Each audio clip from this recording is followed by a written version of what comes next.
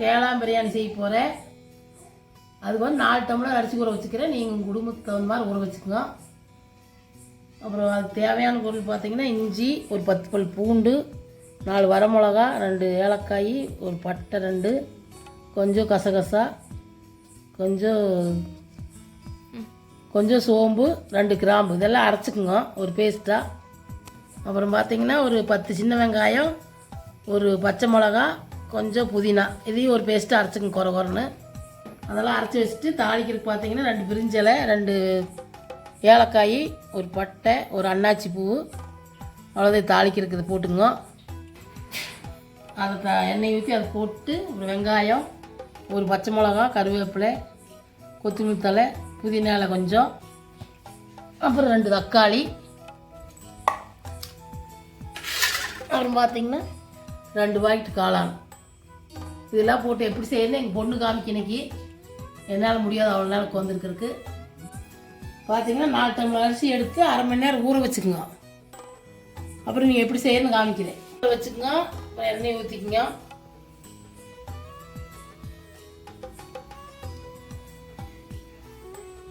எண்ணெய் காயிட்டு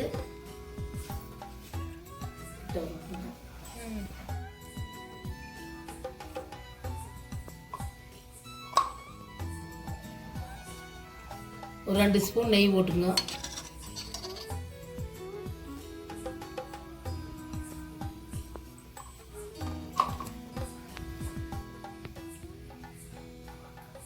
எண்ணெய் காயிட்டு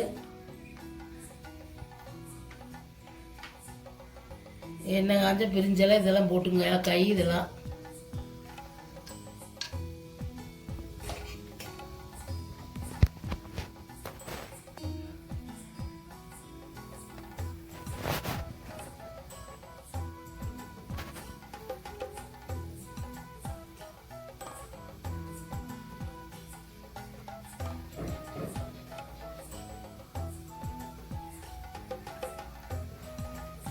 அது கொஞ்சம் செவந்ததுக்கப்புறம் வெங்காயம் போட்டுங்க.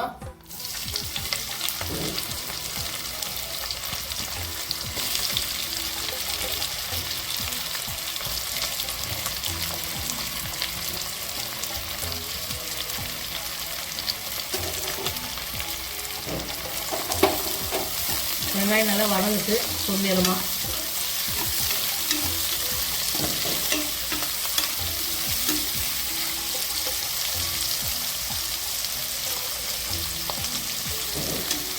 பெரிய வாங்க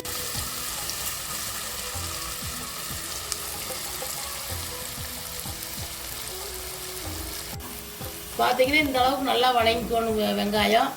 நீ கொஞ்சம் கொத்தமல்லி தழை போட்டுக்கலாம்.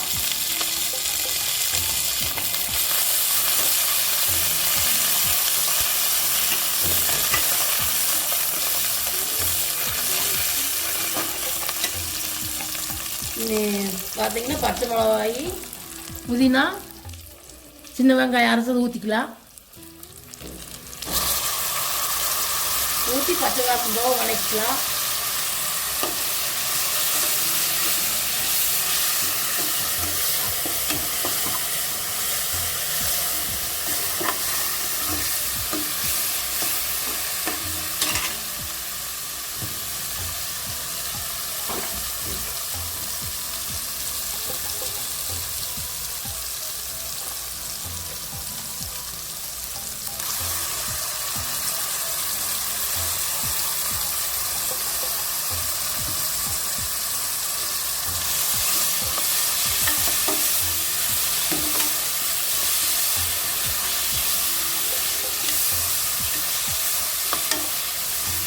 இது பார்த்தீங்கன்னா இஞ்சி, பூண்டு, வரமிளகா, சோம்பு, பட்டை, கசகசதெல்லாம் அரைச்சது இதையும் ஊற்றிக்குங்க.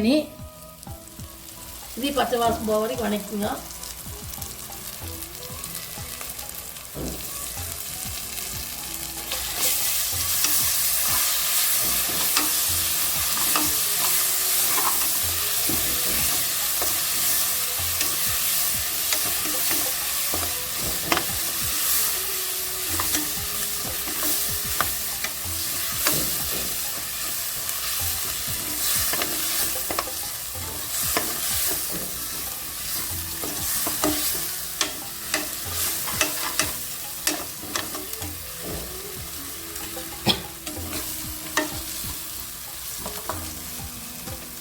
பச்சை வாசம் போயிடுச்சு. தக்காளி போட்டுக்கலாம்.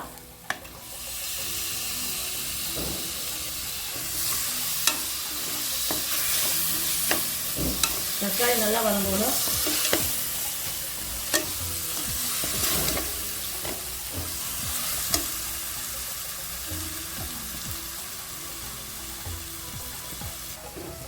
ஒரு பச்சை மிளகா போட்டுக்கோங்க.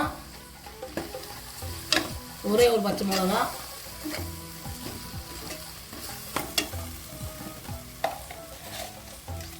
தக்காளி வதங்குற கொஞ்சமாக உப்பு போட்டுக்கோங்க. அப்புறம் கடைசி உப்பு போட்டுக்கலாம்.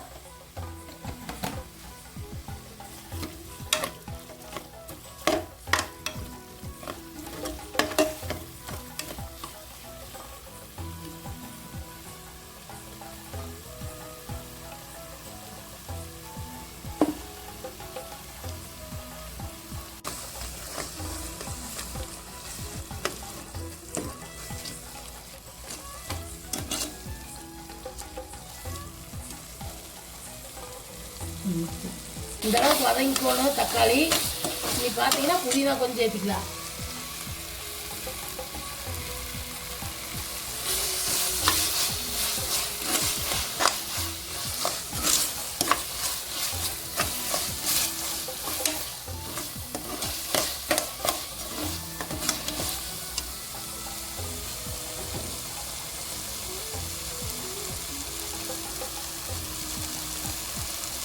நீ காளான் போட்டுக்கலாம்.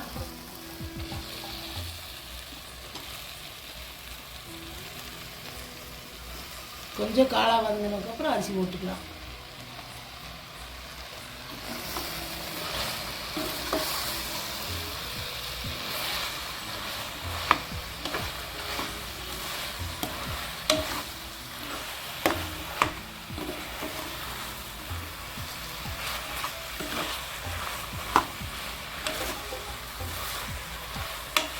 இந்த அளவுக்கு நல்லா தண்ணி விட்டுக்கோன்னு கேள. பாதி வெந்ததுக்கப்புறம் அரிசி போட்டுக்குங்க.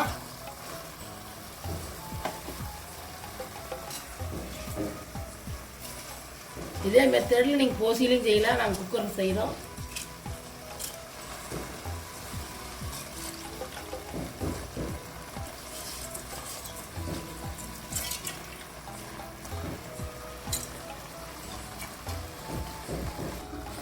அரிசி இப்படி கொஞ்சம் கிளறி விட்டு தண்ணி ஊற்றிக்கலாம் தேவையான அளவு. நீங்கள் அளவு தெரியலைன்னா ஒரு டம்ளருக்கு 2 டம்ளர் ஊற்றிங்க. நான் எனக்கு அளவு தெரியலனால நான் அப்படியே ஊற்றுறேன்.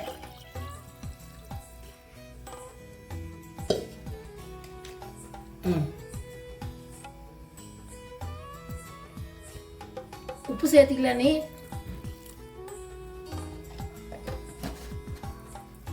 உப்பு சேர்த்து கலக்கி விட்டுங்க.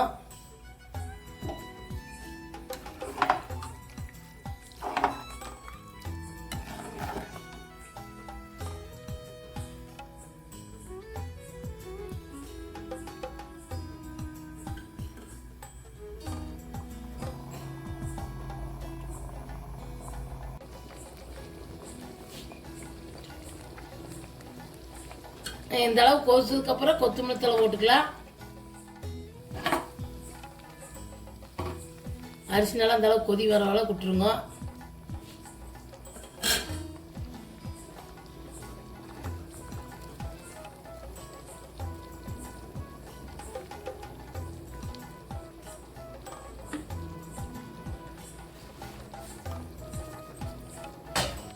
நீ குக்கர் மூடி போட்டுக்கலாம். போட்டு 3 விசில் விட்டு இறக்குனீங்கன்னா காளான் பிரியாணி ரெடி.